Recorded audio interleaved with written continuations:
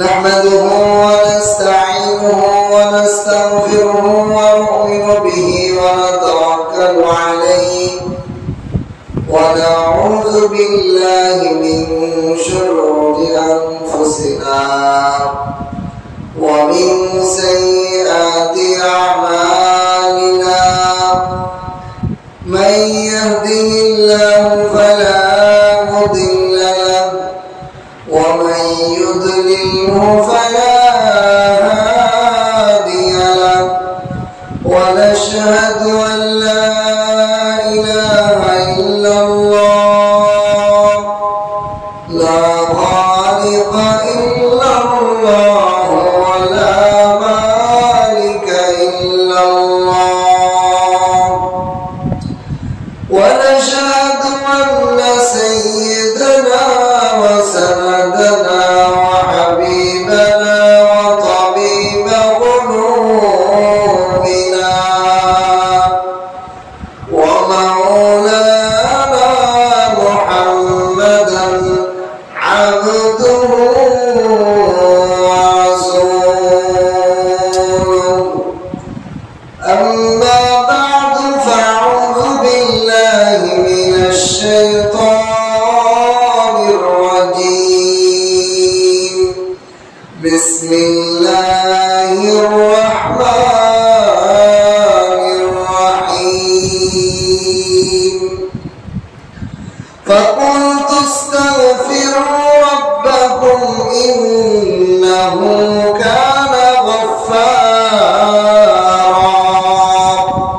يرسل السماء عليكم مدرارا ويمددكم بأموال وبنين ويجعل لكم جنات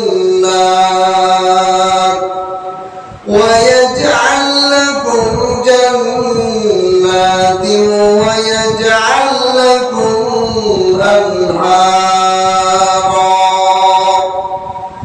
ما لكم لا يرجون لله وقارا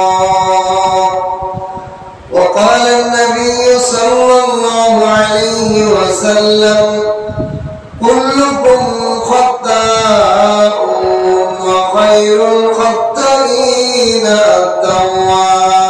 التوابون أو كما قال عليه الصلاة والسلام بارك الله لنا ولكم في القرآن العظيم ونفعنا وإياكم بالآيات والذكر الحكيم سبحانك لا علم لنا إلا ما علمتنا إنك أنت العليم الحكيم ربي زدني علما ربي زدني علما رب اشرح لي صدري ويسر لي أمري واحلل عقدة من لساني يفقهوا قولي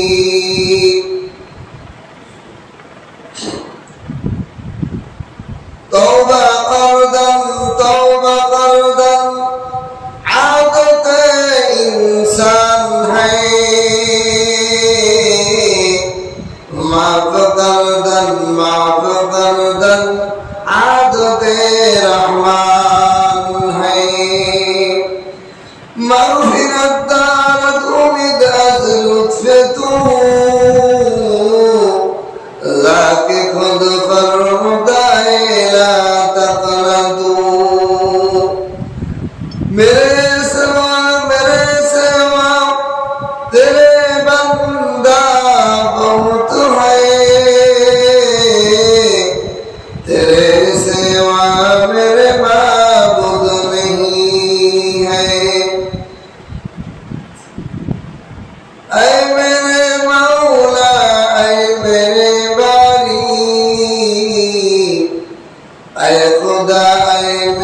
सत्तारुल अयूब, मेरे मौला मेरे गफ्फारुल ज़ुनूब। ऐ मेरे मौला, ऐ मेरे बारी, मेरे सत्तारुल अयूब।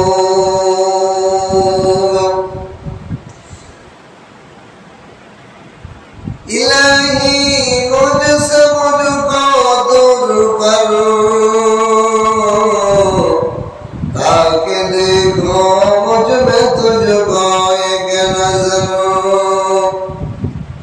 इलाही रहो तुम बरहमा, अफ़ू कुन जुमला गुनाहे महामा। बलगल उला बिकमालिही, कशफत दुजा बिजमालिही, हसनत जमीअ ख़िसालिही, सल्लू अलैहि व आलिही। अल्लाह ताआला लाखों कोटी शुक्र सुजूद महान रब्बुल आलमीन। এই প্রচন্ড গরমে টিনের ছাউনি মসজিদের মধ্যে জুমার আযানের সাথে সাথে আল্লাহর ঘর মসজিদে এসে বসার, কিছুদিন মুজাফারা করার, আপনাদেরকে শোনার, আমলের নিয়তে বসার তৌফিক দান করেছেন।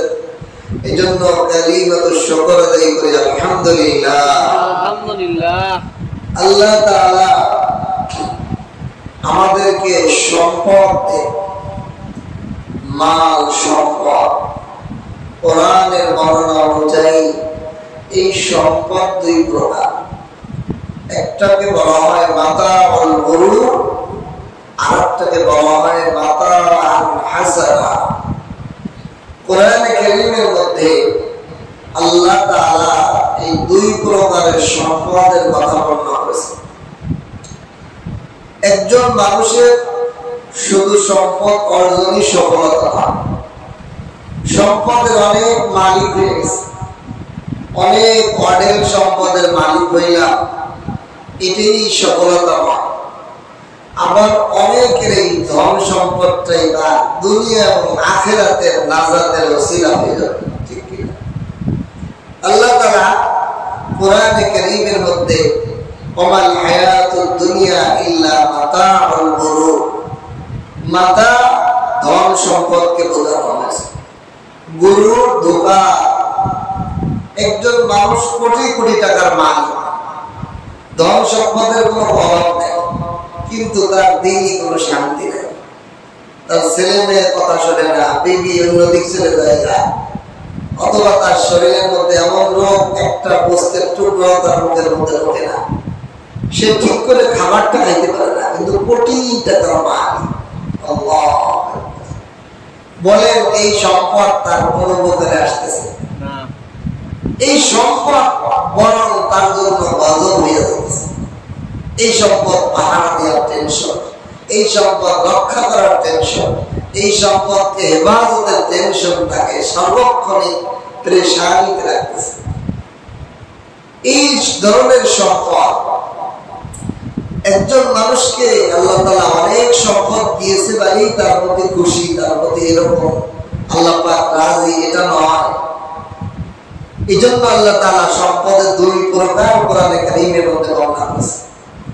যে এই সম্পদ সে অনেক টাকার মালিক, কিন্তু শারীরিকভাবে সে অসুস্থ, পারিবারিকভাবে সে অনস্ত, তার ছেলে মেয়ে বিয়ে বাচ্চা তার কথা শোনে না, তার কথা মতো চলে না, কোটি কোটি টাকার মালিক হয়েও সে নিজেকে হীনমনে করতেছে। এই সম্পদ তার দুনিয়া আখিরাতের কোনো হানে উপকার না করার ক্ষতি করতেছে। এই সম্পদ দিয়ে সে অন্যায় গুনার কাজ করতেছে, সুখ তলাশ করতেছে, কিন্তু সুখ পাইতেছে না।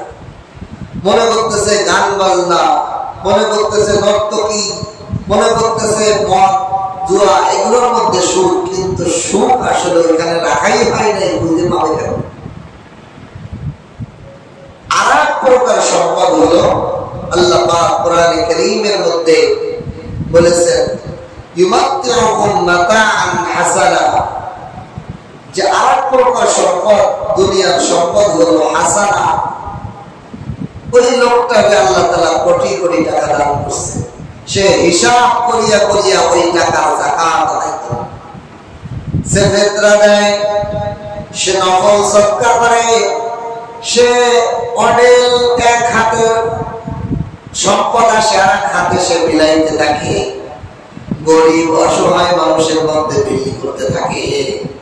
সমাজে তার সামনে কোনো অসহায় মানুষ দেখতে পারে না, সবাইকে সে মুঠ ভরে ভরে দান করে এবং সে তৃপ্তি পায়। দেখবেন যারা দান করতে পারে এরা বলে যে হুজুর দান করে যে মজা পাইছে, দিনই শান্তি পায়। আর যারা কৃপণ তারা দান করার তো নিজে তো করে না, আর একজনের করা দেখলেও কষ্ট পায়। ঠিক কিনা? আর যে দান করতে পারে তার মজা লাগে। একজন মানুষকে খাওয়াইলে মজা লাগে, একজন মানুষকে সহযোগিতা দান করতে, টাকা পয়সা দিতে মজা লাগে, সে তৃপ্তি পায়। এই যে প্রচন্ড গরম, এই গরমের মধ্যে যদি কোন একজন মুসল্লি, কোন একজন যুবক সব মুসল্লিদেরকে জলে পানি করে খাওয়ায়, বলেন তার তৃপ্তি লাগবে কিনা? এটার মধ্যে একটা শান্তি আছে। ভালো কাজ করা, মানুষের উপকার করা। আল্লাহ তাআলা বলেন মাতাআন হাসানা, এমন সম্পদ দুনিয়াতে সে তৃপ্তি পায়, আখিরাতে তো আরো ডবল তৃপ্তি পাবে। সুবহানাল্লাহ। এই সম্পদের পিছে পড়ে আমরা সম্পদের হক, সম্পদের যে অধিকার আল্লাহ পাকের ক্ষেত্র দান করছে, গরিব অসহায় মিসকিন এতিম বিধবা, যাকাতের মাধ্যমে, ফিতরার মাধ্যমে, নফল সদকা দানের মাধ্যমে মানুষের, আমার আপনার কাছে যে সম্পদ আছে এটা মানুষের কাছে বিলি করা, এইটা যখন আমরা না করি তখন আমাদের উপর অনাবৃষ্টি, প্রখর উত্তাপ, এই আযাব আল্লাহর পক্ষ থেকে আসে। এই জন্য আল্লাহ রাসূল সাল্লাল্লাহু আলাইহি ওয়াসাল্লাম বলেন যখন তোমাদের অনাবৃষ্টি দেখা দিবে তখন তোমাদের মধ্যে যারা যাকাত আদায় করে নেয় তারা যেন যাকাত আদায় করে তারপরে আল্লাহর কাছে ক্ষমা চায়।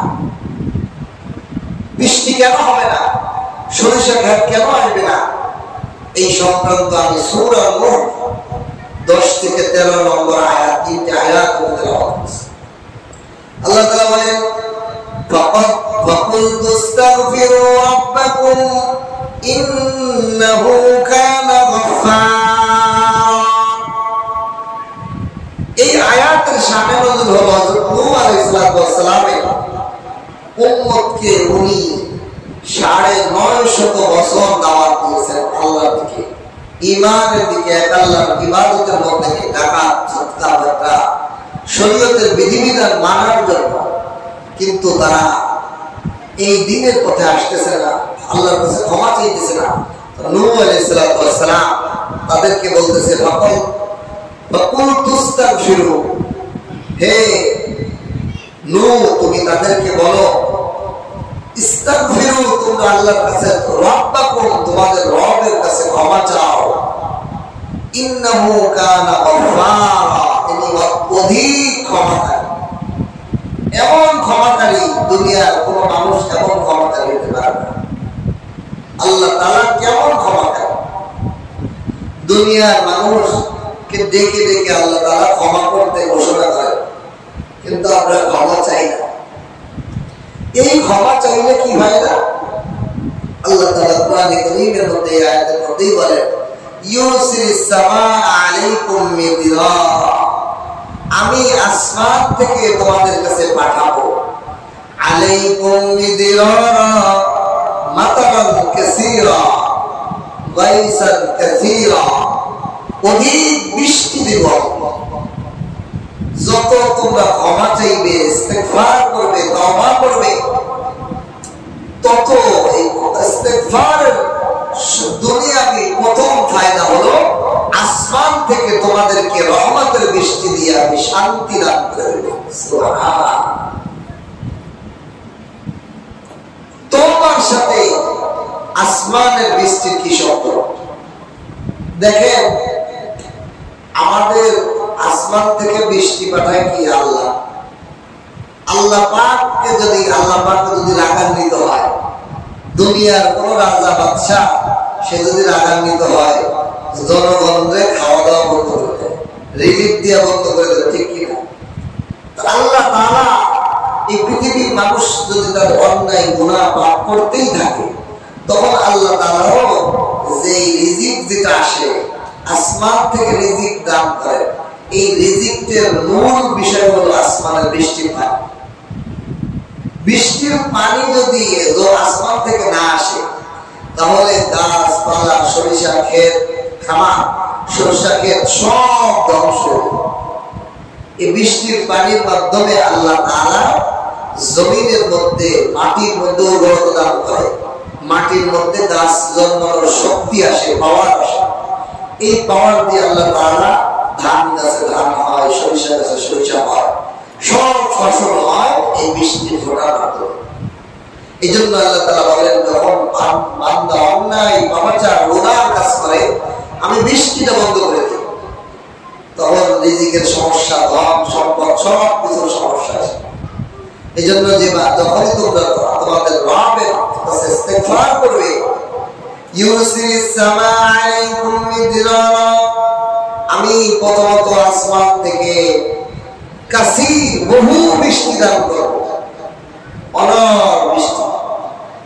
2 নম্বরে ওয়ায়ুমদিদুকুম বিআমওয়ালিন ওয়া বানিন, 2 নম্বরে তোমাদের মাল আমি বাড়িয়ে দেব। সুবহানাল্লাহ, ধন সম্পদ বেড়ে যাবে তোমাদের। কিভাবে? তোমার ফল বাগানে অনেক ফল হয়েছে, তোমার সরিষা ক্ষেতে অনেক ধান হয়েছে, ধান ফসল হয়েছে, তোমার ফসল যত বেশি হবে তোমার টাকাও বাড়বে না। তোমার কলা বাগানে কলার কাজ ধরছে বেশি, তোমার লেবু বাগানে লেবু ধরছে বেশি, তোমার আম বাগানে আম ধরছে বেশি, লিচু বাগানে লিচু ধরছে বেশি।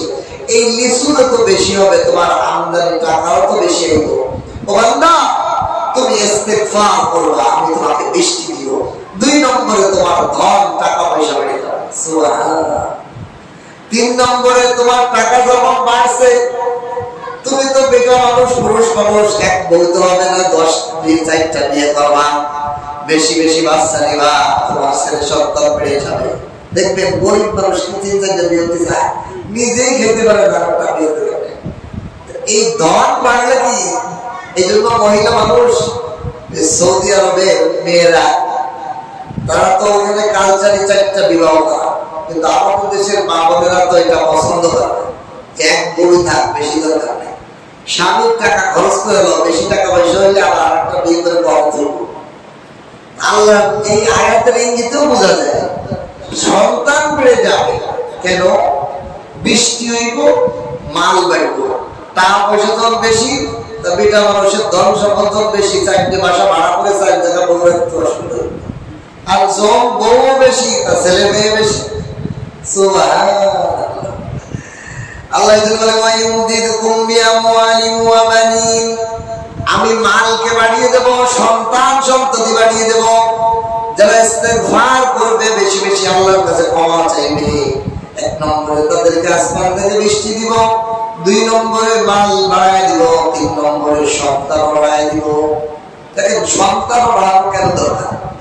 আমাদের সমাজের মানুষ সামাজিক ভাবে মুসলমানের মেধাকে ইহুদি খ্রিস্টানরা ওয়াশ করে দিয়েছে। কয়েক 2টা সন্তানই যথেষ্ট, একটা হইলে আরো ভালো, তাই কিনা? নাউযুবিল্লাহ। দেখেন কোরআন ও হাদিসের কথা অনুযায়ী সন্তান বেশি না। আল্লাহ রাসূল বলেছেন যে ওই বংশে বিয়ে করো, এই বংশের মেয়েরা বেশি বাচ্চা দেয়। আর কোরআন হাদিসের কথা রেখেও যদি আমি সামাজিক ভাবে বিবেচনা করি, আমার কাছে একটা হিসাব আছে, সেই হিসাবে কমসে কম 4টে বছর দরকার। একেবারে যদি কম বড়, কেমন? ধরেন আমরা যারা এখানে আসছি, আমাদের প্রত্যেকের চাচা আছে কিনা? আমার চাচা আছে, 2টা চাচা আছে, আপনারা 3 ভাই। 2 নম্বরে আমার ফুফু আছে 5টা, আমার মামা আছে 2 জন, খালা আছে 5টা। এখন আমার ছেলে মেয়েদের, অর্থাৎ আমার ছেলে মেয়েদের, মেয়ের ছেলে মেয়েদের, আত্মীয়তার সার্কেল পূর্ণ করার দায়িত্ব আমার না। এখন আমি যদি একটা ছেলে নেই বা একটা মেয়ে নেই, যে আমি একটা ছেলে হয়েছে আটটা বড় বাচ্চা আছে, তাহলে এই ছেলে মেয়েদের চাচার আত্মীয় সার্কেল নাই, ফুফুর আত্মীয় সার্কেল নাই, ঠিক কিনা? আমার কথা বুঝতেছে?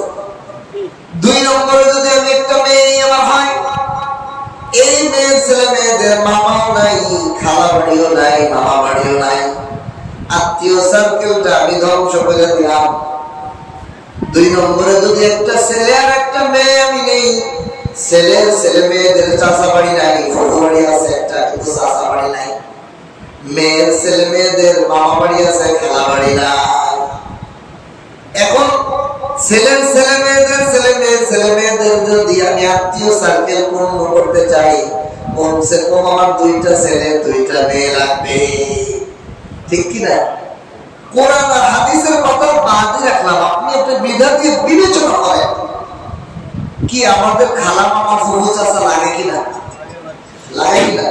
সামাজিক ভাবে প্রতিদিন লাগে না, কিন্তু একজন মানুষের অ্যাক্সিডেন্ট হইল, কেউ মারা গেল, তখন এই আত্মীয় স্বজন এসে নাম দখল করে কারা? চাচারা আসে, মামারা আসে, খালারা আসে, শাশু ভাই আসে, চাচা ভাই আসে, মামা ভাই আসে, খালাতো ভাই আসে, ফুফাতো ভাই আসে, তারাই তো আসে। কঠিন বিপদে তারাই তো আসে সাহায্য করে। এখন এই জেনারেশনটা যদি আমি বলি যে এক ছেলে বা এক মেয়ে, তাহলে এই জেনারেশনের কোন আত্মীয় মারা গেলে তার আপনজন বলতে কেউ থাকবে না, কাপড় দমন করানোর কোনো লোক নাই।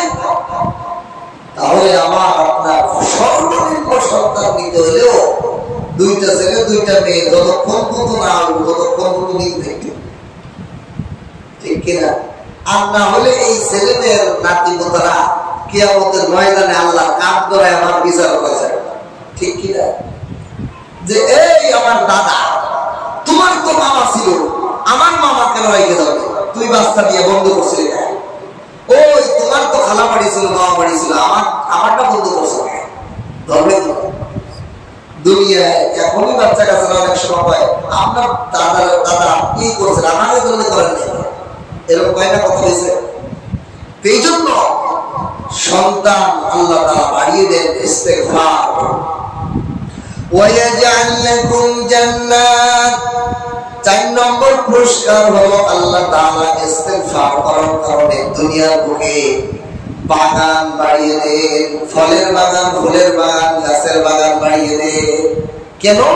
এই যে জলীয় বাষ্পের অভাব, এই যে তাপ বেড়ে গেছে, কেন? সমাজে গাছ নাই, বাগান নাই, কেউ একটা ভুলেও গাছ লাগায় না, বছরের মধ্যে একটা গাছ কেউ লাগায় না, কিন্তু কাটার জন্য আছে লোক, হাজার হাজার গাছ কেটে ফেলে কাঠ বানাচ্ছে, প্রতিদিন ফার্নিচার, দামি দামি ফার্নিচার বানাইতেছে মানুষ।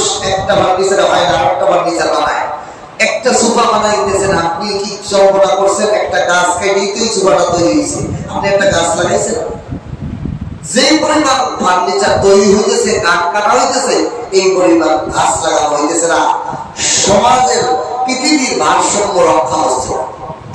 এই জন্য অক্সিজেন ঘাটতি হইতেছে, বাষ্পর তাপ বেড়ে দিয়েছে, বাতাসের মধ্যে অক্সিজেন প্রবলেম। আমরা আমাদের নিজেদেরকেই ধ্বংস করতেছি নিজেরা। অথচ আমাদের সমাজে একটা মানুষ একটা গাছ লাগাই না, একটা লতাপাতা গাছ লাগাই না, বিভিন্ন গাছ লাগাই না। আল্লাহ তাআলা বলেন ইস্তেগফার করো, ইস্তেগফার করলে আমি অলৌকিক ভাবে বাগান বানাই দেব। সুবহানাল্লাহ। দেখবেন আল্লাহ যদি অলৌকিক ভাবে গাছগুলো না লাগাইতো, তাহলে আমাদের এই সমাজ আরো আগে ধ্বংস হয়ে যেত, বরং এই দেশটা মরুভূমি হইত। কারণ অনেক জায়গা দেখবেন, বাগানের মধ্যে যাই দেখবেন আপনি কোনো গাছ লাগান নাই, আল্লাহ তরফ থেকে কি পরিমাণ গাছ আগাছা জন্মায়, কিন্তু আসলে আমরা বলি আগাছা, এটা কোনো বোকা না, বোকা, আমরা বোকা। কে বেশি বোকা? ওই প্রতিটা গাছই আমাদের জন্য, আমাদের জীবকে পৃথিবীতে রক্ষা করার জন্য তাই সে কাজ করতেছে। যদিও ফল দেয় না কোনো গাছে আমাদের কোনো কাজেও লাগে না। অনেক এমন গাছ আছে যে গাছের ফলও কাজে লাগে না, কাঠও হয় না, আগাছা, কিন্তু ওই গাছের পাতা, ওই গাছের যে হাইড্রোজেন অক্সাইড ছাড়ে, সেই নিঃশ্বাস, গাছের যে নিঃশ্বাস ছাড়ে, সেটা আমাদের জন্য উপকার। আল্লাহ তাআলা বলেন ইস্তিগফার করো, আমি বাগান বানিয়ে দেব। ওয়ায়াজআল লাকুম আনহারা, 5 নম্বর পুরস্কার হলো আমি তোমাদের জন্য নদী প্রবাহিত করে দিব। অথচ নদী খাল বিল সব শুকায় গেছে। এক সময় নাকি এই মসজিদ যেখানে আছে এটাও একটা নদীর মাঝখানে ছিল। আজ আমরা নদীর মাঝখানে মসজিদ বানায় নামাজ পড়তেছি। কি বলে এই জায়গাটা বলে ডলার চলাচল করতে, বড় বড় জাহাজ আসতো। যারা এই এলাকায় আগে পুরাতন মানুষ তাদের মুখে শুনেছে। আর এই জায়গা সব নদী খাল বিল শুকায় কি গেছে, মানুষের বসত বাড়ি হয়ে যাচ্ছে। তবে এটা আল্লাহর ইচ্ছা। এক জায়গায় সাগর ছিল, সে জায়গায় সাগর থেকে আল্লাহ তাআলা সাগর আবার জঙ্গল বানাবে, জঙ্গল আবার মঙ্গল বানাবে। এই একটা গল্প মনে পড়ে গেল। হযরত খিজির আলাইহিস সালামকে এক লোক জিজ্ঞাসা করছে, হে আল্লাহর নবী খিজির, আপনাকে তো আল্লাহ তাআলা কিয়ামত পর্যন্ত হায়াত দিয়েছে, তা আপনি এই পৃথিবীর মধ্যে সবচেয়ে আশ্চর্য জিনিস কি দেখছেন আমাকে একটু শোনান। দেখো আমি তো অনেক আল্লাহর কুদরতি জিনিস দেখছি, তার সবচেয়ে বেশি আমার কাছে যে জিনিসটা আশ্চর্য লাগছে সেটা হলো আমি এক এলাকাতে যাচ্ছি, যাওয়ার সময় দেখি একটা জঙ্গল, বিশাল একটা ফল বাগান। এই ফল বাগান পার হয়ে দেখি একটা বাজার, ওই বাজারে ফলের দোকানের ফল নিয়ে বসে আছে একটা লোক। আমি বললাম এই ফল কত? আপনার কতটুকু লাগবে? কোনো দাম লাগবে না। কেন? এই বাগানের মালিক এই রাস্তা দিয়ে যত পথিক যায় তাদের জন্য এই ফলটা ফ্রি রেখেছে, ফ্রি সার্ভিস। যেই রাস্তাতে যায় এই বাগানের মালিক বলছে যত পথিক যাবে আমার এই ফল থেকে তাকে যা প্রয়োজন ততটুকু দিয়ে দিলাম। সুবহানাল্লাহ। এই এটা নিয়ে উনি হাট চলে গেছেন। পৃথিবীতে তো উনি চলাফেরা করেন। 500 বছর পর ওই জায়গায় যায় দেখে ওইখানে কোনো বাজারও নাই, সেই বাগানও নাই, ওইখানে মরুভূমি হয়ে গেছে। কি হয়েছে? মরুভূমি, বালু আর বালু। তো মরুভূমির আশেপাশের লোকদের জিজ্ঞেসছিলেন, এই এলাকায় একটা বিশাল ফল বাগান ছিল, পাশে একটা বাজার ছিল, তো কি করেন আপনি? আবল তাবল কথা। আমাদের বাপ দাদা 14 গোষ্ঠীও তো কেউ শুনে নাই যে বাগান ছিল, বাজার ছিল। এটা তো মরুভূমি গেছে। কারণ কি? 500 বছর। কত বছর? 500 বছর। তো তোর বাপ দাদা 14 গোষ্ঠীও তো জানে না কি আছে।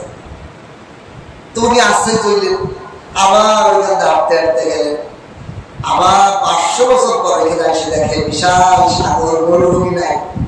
সেই জায়গাটার মধ্যে কি হয়েছে? সাগর হয়ে যাচ্ছে। এলাকার সাগরের পাড়ার লোক এখানে না মরুভূমি ছিল, এখানে সাগরের সুন্দর। আপনি কোথাও পেয়েছেন? আমাদের বাপ দাদা 14 গোষ্ঠী সবাই জানে এখানে সাগর, এটা কোনদিন মরুভূমি ছিল। কি পাগলের মতো গোলাপ করতেছে। উনি আবার চলে আসছেন। আসার পর আবার 500 বছর পর ওইখান দিয়ে যাচ্ছে। যাওয়ার সময় দেখেন আবার সেই ফুলের ফলের বাগান, সেই জায়গার মধ্যে আমার ফলের বাগান আছে। সামনে যে দেখে আমার সেই ফল বাগানের পাশে বাজারটাও আছে। ওই বাজারের মধ্যে আমার সেই দুধ ফল নিয়ে বসে থাকা একটা লোক বসা আছে। যেদিকে ভাই আপনার ফলের কত দাম? এইবার ওই লোক কেমন ধমক মারছে, এই আপনারা কইলাম না এই বাগানের মালিক যে এই বাগানের রাস্তা দিয়ে যেই যায় তারা ফ্রি ফল দেয়? আপনারা না কইলাম? অথচ কত বছর পার হয়ে গেছে? 2000 বছর পার হয়ে গেছে। খিজির আলাইহিস সালাম বলেন, আমি আল্লাহ তাআলার এই কুদরতি জিনিস দেখিয়া আশ্চর্য হয়ে গেলাম যে একই জায়গাকে আল্লাহ তাআলা কত রদ বদল, কত চেঞ্জ করে। ঠিক কিনা? কোনাবাড়ি বাজার, এখন যে মাছ বাজার, এখন যে কাঁচ বাজার। অনেক লোক পায় হুজুর এখানে আমরা দিনের বেলা আসতাম না, শিয়াল থাকতো, ময়লা আবর্জনা, আরো আগে ইটের বাটা ছিল না, খিজিরের বাটা। এই যে জায়গা, একটা জায়গাকে আল্লাহ তাআলা কি বানান, কি করেন, কি করেন। আবার আপনি 1000 বছর বা 500 বছর পরে এসে দেখেন এখানে কোনাবাড়ি কি, কোনো বাগান নেই, এখানে কোনো বসতিও দেখতে পাবেন না, মরুভূমি হয়েছে। আল্লাহ তাআলা কত ক্ষমতা, কত কুদরত।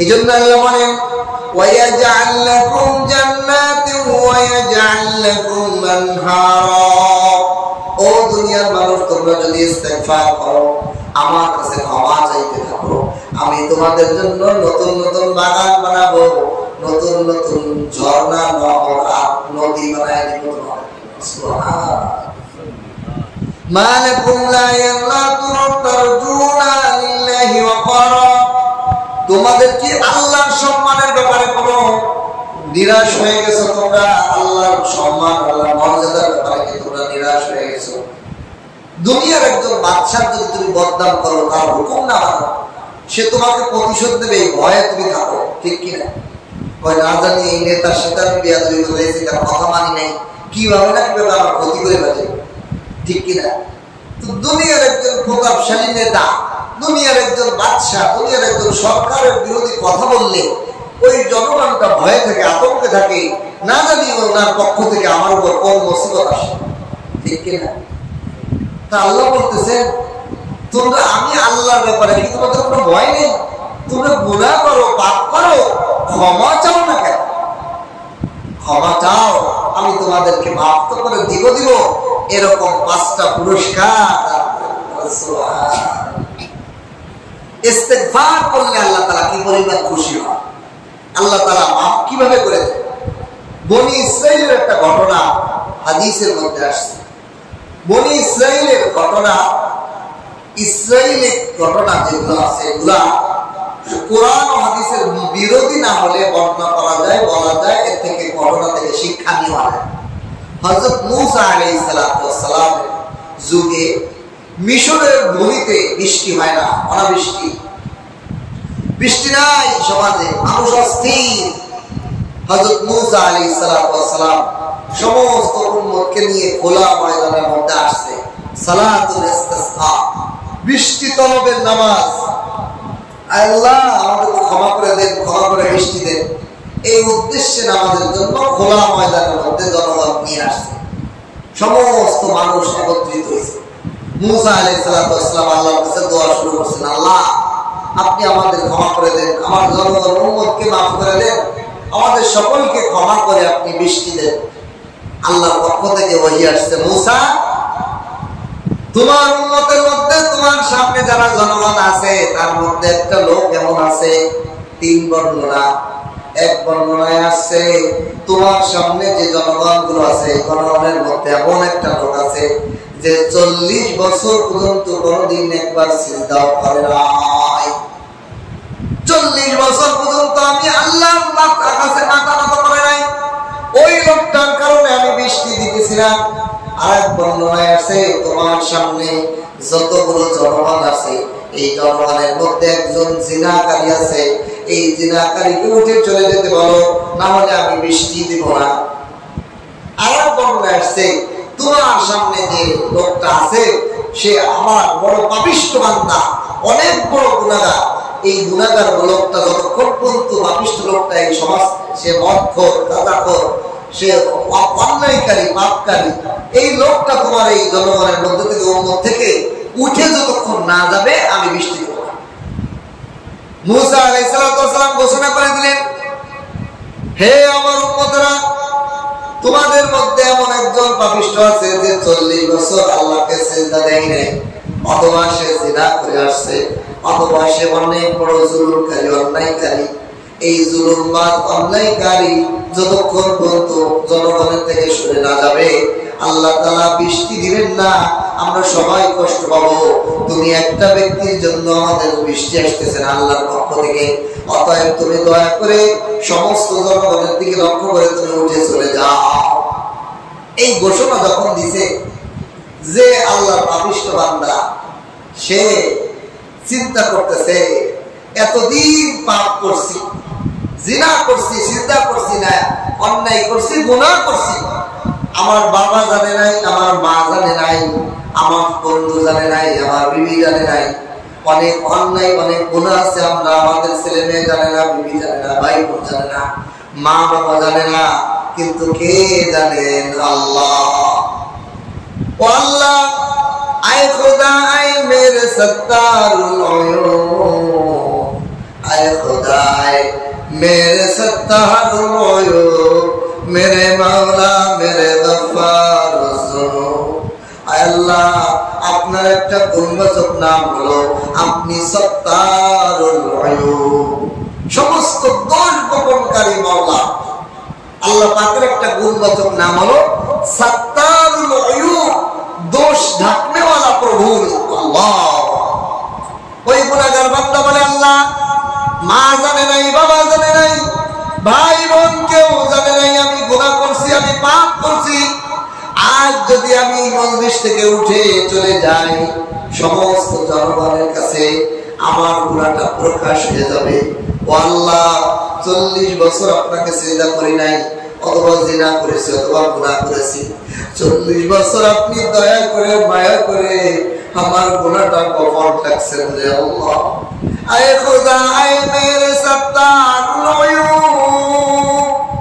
মেরে মাওলা মেরে গফফার ज़ुनूब আল্লাহ দয়া করে মায়া করে 40টা বছর আপনি দুর্দশটা গোপন রাখছেন এখন আর জনগণের সামনে প্রকাশ করি আমাকে বেইজ্জতি করিয়েন না এমন ভাবে চোখের পানি ভিড়ে আল্লাহর কাছে কাকুতি মিনতি করে বসিয়া এমন ভাবে দোয়া করছে সঙ্গে সঙ্গে আসমান থেকে ঝরঝর করে বৃষ্টি নাযিল হয় সুবহানাল্লাহ মুসা আলাইহিস সালাম কয় আয় আল্লাহ আপনি আমাকে সমস্ত জনগণের সামনে মিথ্যাবাদী বানিয়ে ফেলেন আল্লাহ কয় কেমনে কয় আপনি না কইলেন যে একটা লোক গুনাহগার আছে সে উঠে না গেলে বৃষ্টি দিবেন না কোন জনগণ থেকে তো কেউ উঠে গেল না আপনি তো ঝরঝর করে বৃষ্টি দিয়ে দিলেন আমাকে তো মিথ্যাবাদী বানিয়ে দিলেন আল্লাহ কয় ও আমার মুসা কালিমুল্লাহ আমার নবী শোনো যেই লোকটার কারণে আমি তোমার উম্মতের মধ্যে মিশরের জমিনে বৃষ্টি দিতেছিলাম না ওই লোকটার কারণেই আমি তোমাদের উপর বৃষ্টি নাযিল করে দিয়েছি সুবহানাল্লাহ কুল্লুকুম খাত্তাউন ওয়া খায়রুল খাত্তাইনা তাওয়াবুন আমার নবী বলেন ও আমার উম্মতেরা তোমাদের মধ্যে প্রত্যেকেই গুনাহগার এই গুনাহগারদের মধ্যে যে ব্যক্তি তওবা করে সেই হলো সবচেয়ে উত্তম আল্লাহর বান্দা সুবহানাল্লাহ এইজন্য ইস্তিগফার ক্ষমা চাওয়া প্রত্যেকটা সময় ক্ষমা চাইতে চাওয়া আল্লাহ মাফ করে দেন আস্তাগফিরুল্লাহ আল্লাহর কাছে ক্ষমা চাইতে হবে তা আল্লাহ তাআলা ওই ব্যক্তিকে গোপন করে দিলেন ওই ব্যক্তি কে মুসা আলাইহিস সালাম কো আল্লাহ জানাইলেন না আল্লাহ তাআলা ক্ষমাকারীকে ইস্তিগফারকারীকে কি পছন্দ করেন যে যার কারণে বৃষ্টি আসতেছিল না তার থেকে ক্ষমা তো করছেন তার কারণে আল্লাহ তাআলা বৃষ্টি নাযিল করছেন তার গুনাহটাকে আল্লাহ তাআলা গোপন করে দিয়েছেন প্রকাশ করে দেন নাই যে এই লোকটাই সেই গুনাহগার আল্লাহ এমন রব এমন গফফার এমন গফুর পাওয়ার পরেও আমরা যদি ইস্তিগফার না করি আল্লাহর কাছে ক্ষমা না চাই তা আযাব তো আসা শুরু হয়ে গেছে সমাজ উত্তপ্ত হয়ে গেছে না মানুষ বসে মজা পাচ্ছে না দাঁড়ায় মজা পায় না শুয়ে মজা পায় এমন উত্তপ্ত বাংলার জমিনে মানুষ তাকে দেখে ঠিক কিনা এই জন্য এই উত্তপ্তের সময় কয়েকটা কাজ আমাদের জন্য করণীয় এক নম্বর হলো প্রত্যেক ব্যক্তি নারী পুরুষ সকলের অবস্থান থেকে আল্লাহর কাছে ইস্তিগফার করতে থাকা ইস্তিগফার সর্বনিম্ন ছোট শব্দ হলো আস্তাগফিরুল্লাহ আস্তাগফিরুল্লাহ শব্দের অর্থ হলো আল্লাহ আপনার কাছে ক্ষমা চাইছি আল্লাহ আপনার কাছে আমি ক্ষমা চাইছি আর এটাকে যদি একটু বড় করে বলেন আস্তাগফিরুল্লাহ রাব্বি মিন কুল্লি জামবি ওয়া আতুবু ইলাইহি লা হাওলা ওয়ালা কুওয়াতা ইল্লা বিল্লাহিল আলিয়্যিল আযীম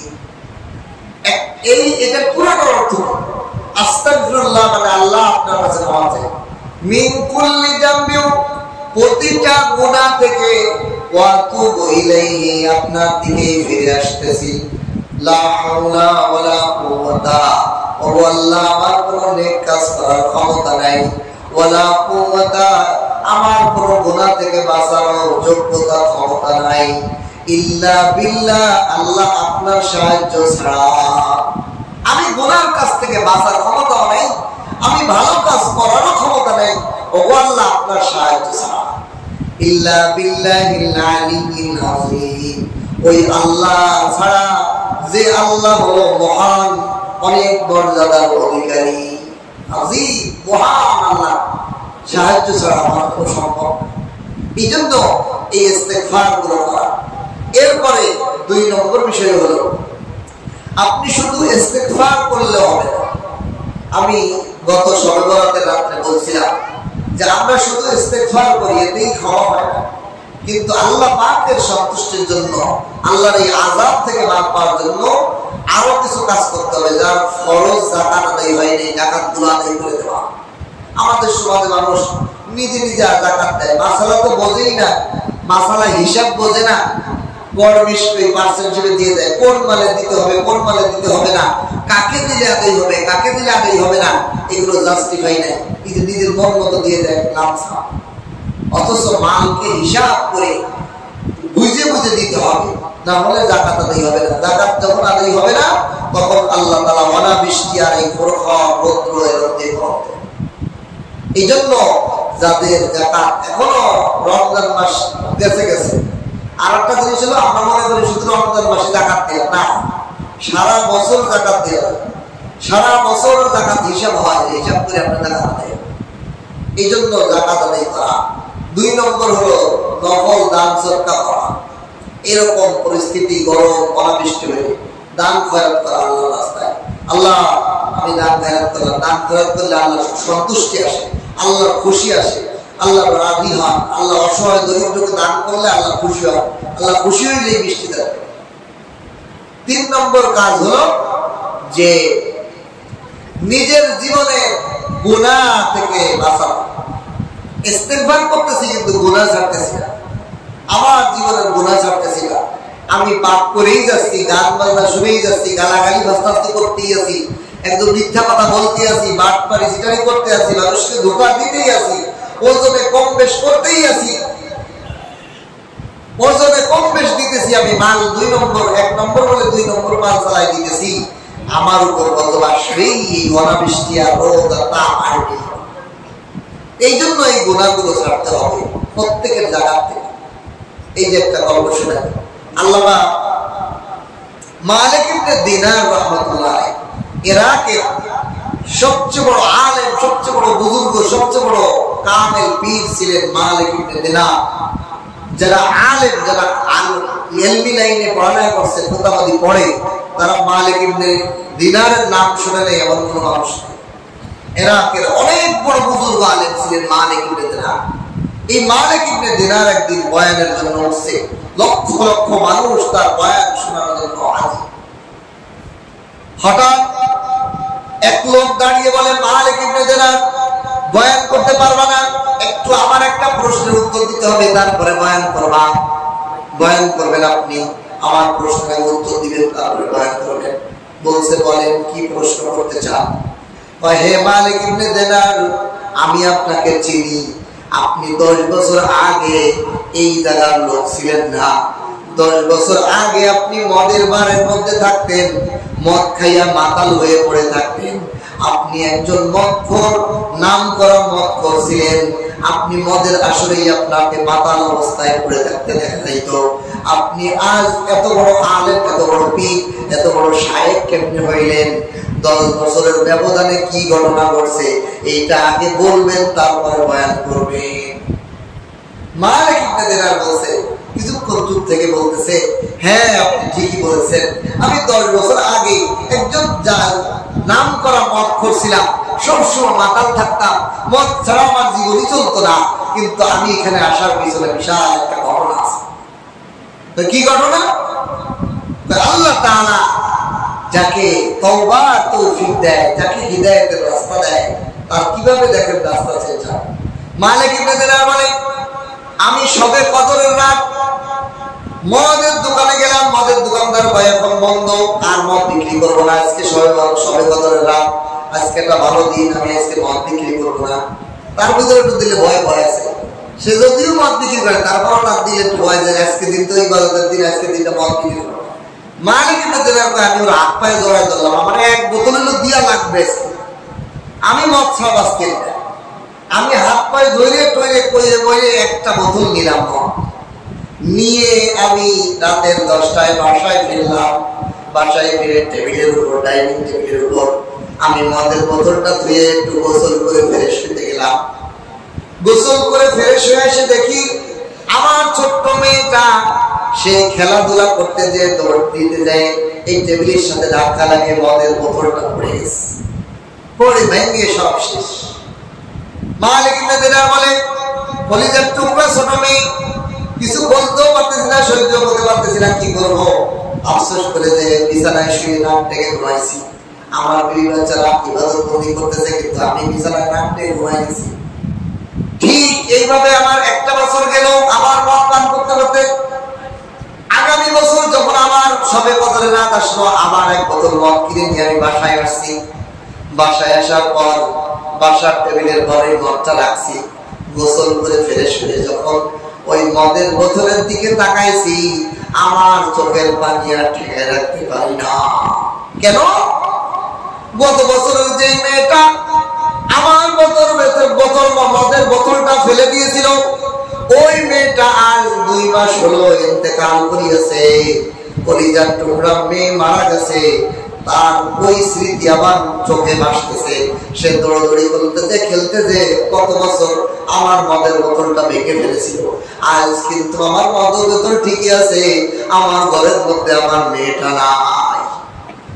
আমার চোখের পানি আমি ঠেকায় রাখতে পারলাম না। আমার কেমন যেন ভিতর থেকে একটা খারাপ লাগা শুরু হইলো। মদের বোতলটা নিয়ে আমি বাইরে যে ঘরের বাইরে যে চাইলে ফেলে ভেঙে চলে তোরমার করে দিয়ে বাসায় এসে আমি বিছানায় কাঁদতে কাঁদতে ঘুরিয়ে গেলাম। ঘুমের মধ্যে স্বপ্নে দেখি বিশাল অজাগর সাপ আমাকে ধাওয়া করছে। বিশাল অজাগর সাপ আমাকে ধাওয়া করে নিয়ে যাচ্ছে। আমি দৌড়াই পালাইতেছি, দৌড়াইতে দৌড়াইতে হাফসাই যাচ্ছি। অজাগর, বিশাল অজাগর সাপ। এই সাপ থেকে কোনো লাঠি দিয়ে মারা যাবে না, এত ভয়ঙ্কর সাপ আমাকে দাঁড়াইতেছে স্বপ্নের মধ্যে। আমি দৌড়াইতে দৌড়াইতে যাইতেছি, দেখি একটা পাহাড়ের পাদদেশ, ওইখানে একটা বৃদ্ধ লোক দাঁড়িয়ে আছে। এটা দেখে আমি ওনার কাছে যে সাহায্য চাইলাম। ও মুরব্বী, আমাকে একটু সাপের হাত থেকে বাঁচার বুদ্ধি দিতে।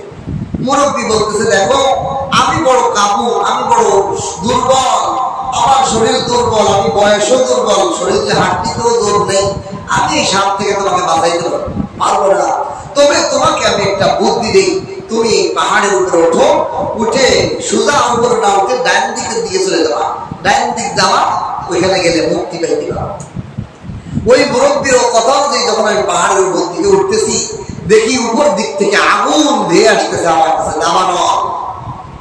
আমি ওই মুরব্বীর কথা অনুযায়ী ডান দিকে রাস্তা ধরলাম। ডান দিকে, পাহাড়ের ডান দিকে যখন হাঁটা শুরু করলাম, দৌড়াইতে থাকলাম, পিছনে সাপ, উপর দিক থেকে নামানোর আগুন। হাঁটতে হাঁটতে দেখি ডান দিকে যে দেখি একটা বাগান, সুন্দর বাগান। ওই বাগানের গেটে দারোয়ান দাঁড়িয়ে আছে, গেটে দাঁড়ানো। হঠাৎ আমি যে যখন বললাম আমাকে একটু আশ্রয় দেন, আমাকে একটু বাঁচান, আমার পিছনে সাপ, উপরে আগুনের দাওয়ান, আমার একটু আশ্রয় দেন। তখন দারোয়ান ডাক দিয়ে বলল, ওই বাগানের মধ্যে অনেকগুলো শিশু খেলতেছে, তাদের মধ্যে থেকে সবাইকে ডাক দিল, এই শিশুরা, বাচ্চারা এদিকে আসো, দেখো এই লোকটাকে তোমরা কেউ চেনো নাকি না? তোমরা যদি কেউ চেনো তাকে আশ্রয় দিব, আর নয় আমরা তাকে আশ্রয় দিব না, গেট খুলবো না। হঠাৎ মালিক ইবনে দিনার বলে, আমি দেখলাম ওই বাচ্চাদের থেকে আমার সেই 2 বছরের ছোট্ট শিশু বাচ্চাটা বের হয়ে এসে বলে, এই লোক তো আমার বাবা হয়, এনাকে গেট খুলে দেন। গেট খুলে দেওয়ার সাথে সাথে ওই বাচ্চাটা এক হাত দিয়ে আমাকে টান দিয়ে গেটের ভিতরে ঢুকাইলো, আর এক হাত দিয়ে থাপড় দিয়ে বাবার সাপটাকে ফিরাই দিল। ওই বড় সাপ ওই ছোট্ট মেয়েকে দিয়ে ভয়ে পালাইল, আগুনও পালাইলো, সাপও পালাইল। এখন মালিক ইবনে দিনার বলে, মা তুমি এখানে কেন? এখানে কি তুমি? আর তুমি একটু ছোট মানুষ, আমি বড় মানুষ, সাপরে আমার দিয়ে পালাইলো না, তোমাকে দিয়ে সাপ আর আগুন পালাইলো, তুমি আসলে কি কি ঘটনা আমাকে বলে বলো। তখন ওই মেয়ে বলে, বাবা আমি হবো জান্নাতি মেয়ে। বলেন সুবহানাল্লাহ। জান্নাতি মানুষকে দেখলে জাহান্নামী জিনিস ভয় পায়। সুবহানাল্লাহ। এই জন্য এই সাপটাও জাহান্নামী, এই আগুনটাও জাহান্নামের আযাব, এই দুটো জিনিস জান্নাতি মানুষ আমাকে দেখে ভয় পালিয়েছে। তবে জানেন বাবা এই সাপটা কি? কয় জানি না। কয় এটাই হলো আপনার নফসে আম্মারা, আপনার মন। আপনি যে মন চাই জিন্দেগি করেন, মনে চায় মদ খান, মনে চায় গান বাজনা শোনেন, মনে চায় যে পাপ করেন, এই যে মন আপনার, এই মনটাই এটাকে মন চাই জিনিস দিতে দিতে দিতে এই মনের এই বিষাক্ত সাপটাকে আপনি এত বড় বানায় ফেলেছেন। আপনার মন নফস, এই নফসটাকে আপনি মন চাই জিন্দেগি চালান, কোনো শায়েখ নাই, কোনো মুরব্বী নাই, কোনো অভিভাবক নাই, আপনার মনে যেটা চায় সেটাই আপনি করেন। আপনার কোনো পথ প্রদর্শক নাই, আপনার কোনো মুরব্বী নাই, কোনো আলেম নাই, যার পরামর্শে আপনি জীবন পরিচালনা করেন। এইরকম নফসের জিন্দেগি, নফসের গোলামি, নফসের খোরাকে দিতে দিতে নফসটা হলো সাপ, এই বিষাক্ত সাপ অজাগার হয়ে গেছে। 2 নম্বর, ও বাবা ওই বৃদ্ধ লোকটাকে কি চেনেন? ওকে না আমি চিনি নাই। ওটা হলো আপনার রূহ, ওটা আপনার রূহ। আপনি রূহকে খাবার দেন নাই। রূহের খাবার হলো নামাজ, রূহের খাবার হলো তেলাওয়াত, রূহের খাবার হলো ইস্তেগফার, রূহের খাবার হলো দুরূদ, রূহের খাবার হলো আল্লাহ পাকের জিকির, রূহের খাবার হলো কোরআন তেলাওয়াত। এগুলো আপনি করেন নাই। আপনার রূহ বৃদ্ধ হইয়া, দুর্বল হইয়া, জীর্ণ শীর্ণ হইয়া গেছে। জাহান্নামের আযাব, জাহান্নামের বর্ষাপ নফস থেকে আপনাকে বাঁচাইতে পারে না। এই বৃদ্ধ আপনাকে বাঁচাইতে পারে নাই, রূহটা দুর্বল হয়ে গেছে আপনার। বাবা, আর এই যে আগুন দেখতেছেন, এই আগুন হলো জাহান্নাম। এই সাপে আপনাকে তাড়াইতে তাড়াইতে এই জাহান্নামে নিয়ে ফেলানোর জন্য চেষ্টা করতেছে। নফসের গোলামি করবেন, নফস আপনাকে জাহান্নাম পর্যন্ত নিয়ে দেবে। আর এই বৃদ্ধ রূহ, এটা আপনার দুর্বল হয়ে গেছে। এটা যদি সবল থাকতো, এই সাপকে সে প্রতিহত করতো, জাহান্নামে আপনাকে তাড়াই দিতে পারত না। এই স্বপ্ন দেখার পর উনি ঘুম ভাঙার পর সঙ্গে সঙ্গে মালিক বিন দিনার এমন ভাবে তওবা করছে, আল্লাহ আর জীবনে কোনোদিন মদ খাবো না, নফসের গোলামি করবো না, আল্লাহ আপনার হুকুম অনুযায়ী আমার পুরা জিন্দেগি চালাবো। আমার কথা বার্তা, চিন্তা ভাবনা, উঠা বসা, লেনদেন, গাড়ি বাড়ি, সামাজিক রাষ্ট্রীয় সমস্ত কার্যক্রমে আল্লাহ আপনার হুকুম মতো আমার জীবন চালাবো। এই নিয়ত করে ইবাদত বন্দেগী আর আল্লাহর একজন বুজুর্গ শায়েখের সোহবতে পড়ে রয়েছে। আল্লাহ তাআলা 10 বছরে মালিক ইবনে দিনারকে পৃথিবী বিখ্যাত বুজুর্গ বানাইছে। সুবহানাল্লাহ। ইস্তেগফার মানুষকে কোথায় উঠায়, ইস্তেগফার মানুষকে কুবের গহীন থেকে মর্যাদার সিংহাসনে উঠায় দেয়। এই জন্য আমাদের তওবা করা দরকার, আমাদের ব্যক্তিগতভাবে সবসময় ইস্তেগফার করা দরকার। আর বৃষ্টি নাই, তারা কারেন্টের ফ্যানের বাতাস সহ্য করতে পারতেছে না। এখন এসির দোকানে এসি পাওয়া যাচ্ছে না, এমন সংকট হয়ে গেছে। কেন? মানুষ উত্তপ্ত সহ্য করতে পারতেছে না। আর এর মূল কারণ হলো পাপ, মূল কারণ হলো গুনাহ। গুনাহ জাহান্নামকে কাছে টানে, গুনাহ জাহান্নামের দিকে ধাওয়া নিয়ে যায়। এইটাই দেখা যাচ্ছে না। আর এই আগুনের তাপ, উত্তপ্ত শব্দ জাহান্নাম থেকে আসে। এই জন্য আমাদেরকে ইস্তেগফার করা, আল্লাহর কাছে ক্ষমা চাওয়া।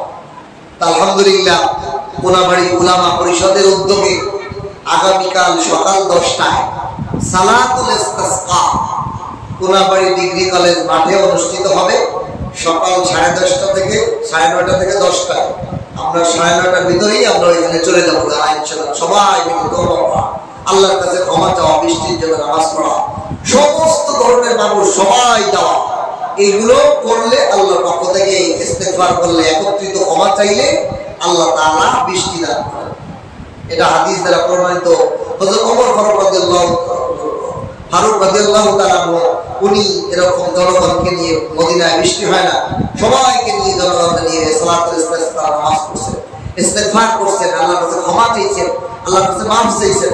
তখন আল্লাহ তাআলা বৃষ্টি দান করছেন। বহু ঘটনা আছে। আল্লাহ তাআলা আমাদের সকলকে, বিশেষ করে ব্যক্তিগতভাবে আমরা সবাই ইস্তেগফার করা, বেশি বেশি আল্লাহর কাছে মাফ চাওয়া। আল্লাহুম্মা আজিরনা মিনান নার, এই দোয়া পড়া। হাদিসের মধ্যে আছে আল্লাহ জাহান্নামের আগুন থেকে বাঁচায়। এই তাপটাও জাহান্নামের আগুনের ফল। এই জন্য এই সমস্ত দোয়াগুলো ইস্তেগফারগুলো বেশি বেশি আল্লাহ আমাদের করার তৌফিক দান করুন। আমিন। আল্লাহ তাআলা আমাদের সকলকে মাফ করে দেন। আল্লাহ তাআলা রহমতের বৃষ্টি দ্বারা জমিনকে শান্তিময় করে দেন। এই জন্য আমরা সবাই ইস্তেগফার করতে থাকবো।